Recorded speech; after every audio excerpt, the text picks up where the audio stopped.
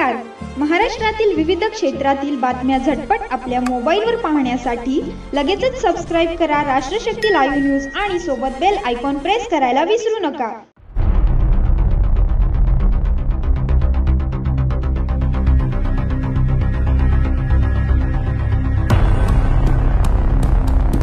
आमच्या शाळेतील शिक्षकांची 3 महिन्यापासून बदली झालेली आहे.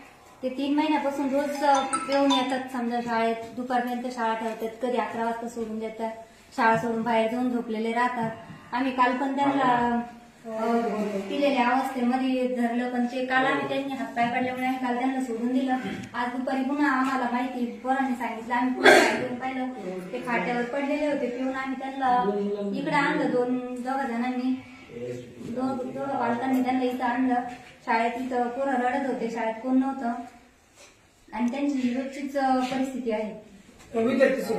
बरोबर थोडी फेल राहत्या आपण त्यांची झोपेल राहत 3 वाजले 1 वाजता जात 3 वाजले झोपेल राहत्या आणि का ते बद्री ते नाही का ते का त्याला आणून द्यात. त्या ठिकाणी बघा, म्हणजे एक देशमुख सर आहे, हे नाव सुधीर का सुधीर देशमुख सर आहे प्रायव्हेट पुढे. आणि या ताईंनी जे सांगितलं, पालकांनी विद्यार्थ्यांनी पण सांगितलं की या ठिकाणी दारू या ठिकाणी कैवच पितात आणि आज जास्त पिलेले.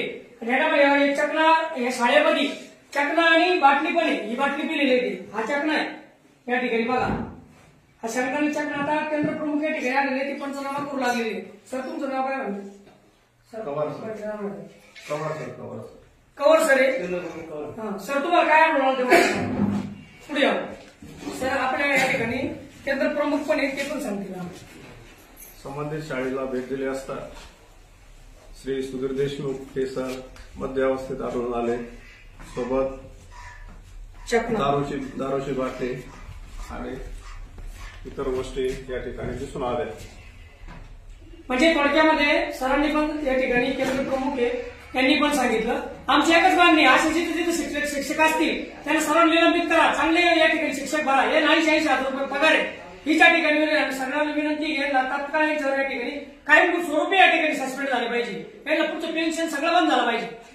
बरोबर आहे पालकांना. जर त्यांनी जर केंद्र प्रमुख यांनी जर दाबादाबीचा प्रयत्न केला तर तुम्ही पुढचं ऍक्शन काय घ्याल? त्या ठिकाणी आम्ही नेहमीच आंदोलन उपोषण करत आलोय. लोकशाहीच्या भाषा वापरत आलोय आणि पुन्हा ते आम्ही या ठिकाणी वापरल्याशिवाय राहणार.